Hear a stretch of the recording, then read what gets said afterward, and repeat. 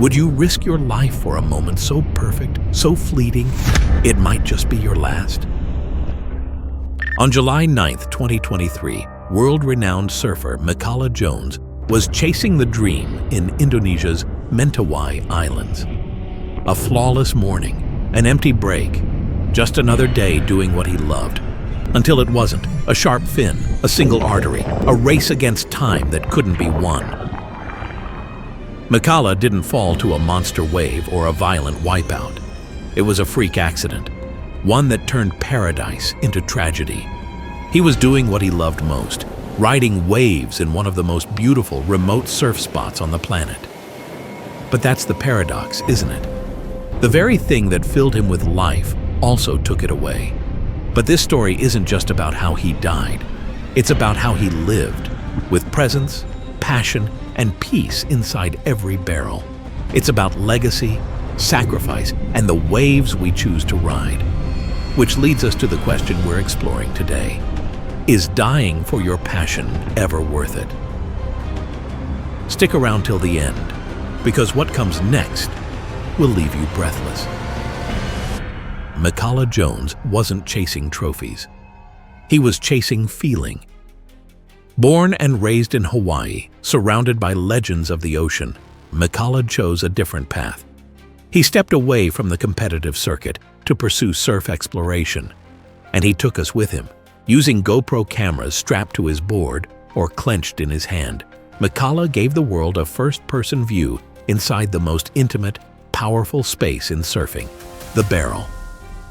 Using GoPros and other cameras mounted to his board or held in hand, Mikala created stunning footage from deep inside the barrel. These weren't just clips, they were portals into the surfer's perspective. The colors, the light, the silence. It was pure poetry in motion. His videos weren't loud, they were meditative, hypnotic, as if the ocean was whispering. He was a husband, a father, a brother, and quiet artist who turned surfing into visual meditation. And in doing so, he redefined how we see surfing.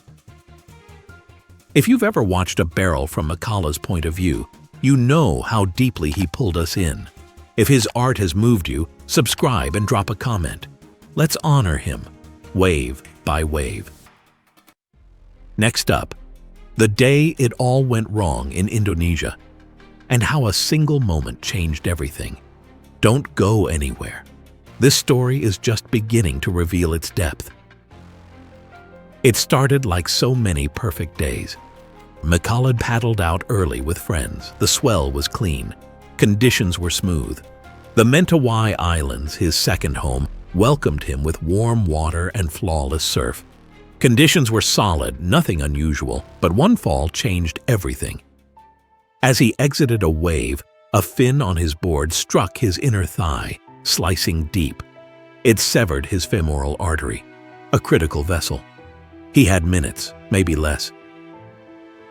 There were no hospitals nearby, no emergency boats at the ready, only friends, panic, and a race against time in one of the world's most remote surf zones. Despite efforts from his group, there was little anyone could do. He lost too much blood too quickly. The island's isolation, which had always been part of its magic, became its greatest curse. Mikala bled out before help could arrive, and pronounced dead before he could be airlifted out.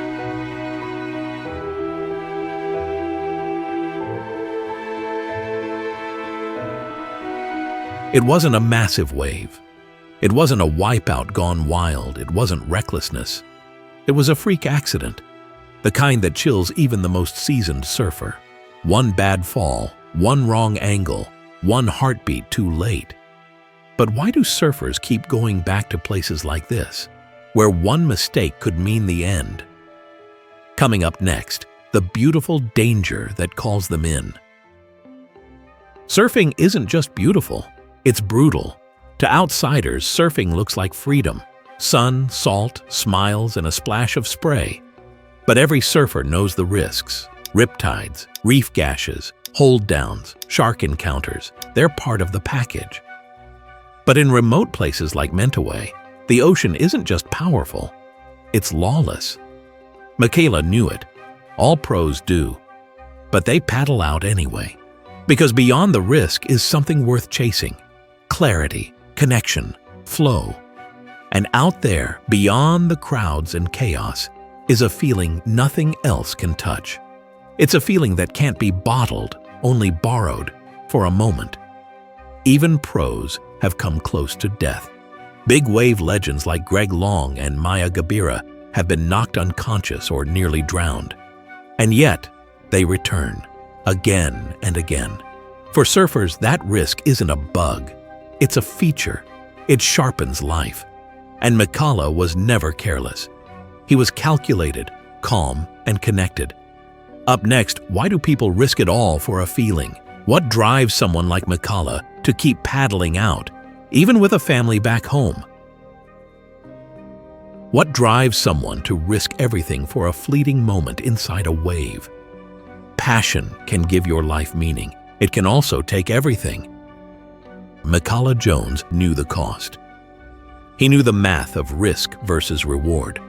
But when something fuels your soul, turning away from it can feel like another kind of death. For him, it wasn't about fame or money. It was about being fully alive. There's something almost spiritual about chasing waves, especially in remote, untouched places. It strips everything down. It's you, your board, and the raw power of the ocean. He once said, "The ocean gives me peace. It teaches me things nothing else can." That choice wasn't always easy. He had a family, a wife and children. He had people counting on him. And still, the ocean kept calling, because passion doesn't negotiate. It demands. And sometimes, it takes. Instagram shows you the glory shots, the perfect barrels, the glowing sunsets, the effortless drops. But what it doesn't show is what lurks beneath the surface. Behind every highlight reel is a world of risk. Let's talk about the hidden dangers of surfing, especially in remote regions like the Mentawai Islands, where Mikala Jones lost his life. First, the equipment. Most people don't realize that a surfboard's fins are razor sharp. They're like knives moving at high speed. A wrong fall, the wrong angle, and it's not a bruise. It's a life-threatening wound. Mikala's fatal injury came from his own board. One fin, one artery. That's all it took. Then there's the reef. What looks like clear water below may be only a few feet deep, sitting above coral sharp enough to shred skin and bone. It looks beautiful from above. But just below, coral waits like broken glass. One misstep and you're being stitched up, if there's a hospital nearby. Which brings us to location. Some of the most stunning waves on Earth are also some of the most isolated. No lifeguards, no ambulances or trauma centers. Sometimes not even cell phone service. You can bleed out faster than help can arrive. And even if you make it back to shore, there's still infection risk, heat stroke, dehydration, or being caught in currents that don't care how fit you are, and sharks lurking. This isn't to scare you away from surfing, it's to reveal the truth behind the dream. Surfers like Mikala knew all of this, and they still paddled out. Because to them, the danger wasn't the enemy, it was part of the beauty. But what Mikala left behind may be even more powerful than how he died. Mikala's legacy isn't just a series of viral clips. It's a philosophy, a lens, a quiet reminder that the ocean doesn't belong to us. We belong to it. He changed surf filmmaking forever. Every slow-motion barrel, every GoPro clip, every story told from inside the wave owes something to him. But more than that, he showed us how to live with intention, quietly, boldly, fully. His footage continues to circulate, inspiring both surfers and storytellers, still moves people, still humbles them, still makes them want to paddle out. And in that sense, he never left. He showed the world that surfing isn't just a sport, it's a state of being. It's patience, timing, humility. It's waiting hours for the right wave and knowing when to go. It's knowing you're not in control and doing it anyway. Friends, family, and fellow surfers flooded social media with tributes after his passing. They remembered his calm energy, his quiet drive, and how he lit up when he talked about waves. Mikala lived fully, and he left behind not just images, but a philosophy.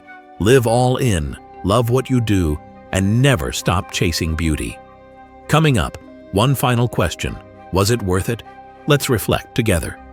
The hardest part is next. He died doing what he loved.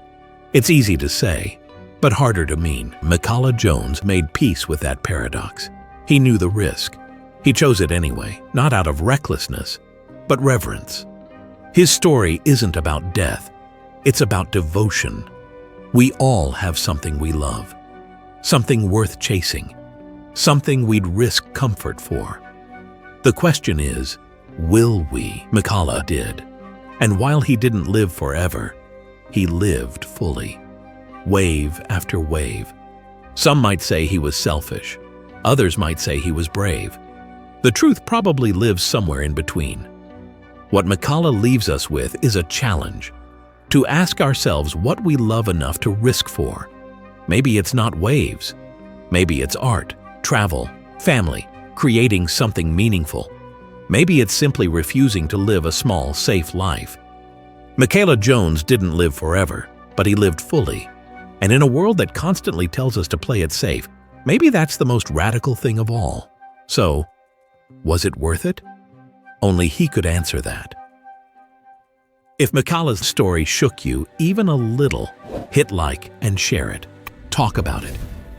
And most of all, think about what really matters to you before time makes the decision for you. Subscribe for more real stories that matter. Leave a comment below about what matters to you, and let's keep Mikala's spirit alive. One memory, one ride, one wave at a time.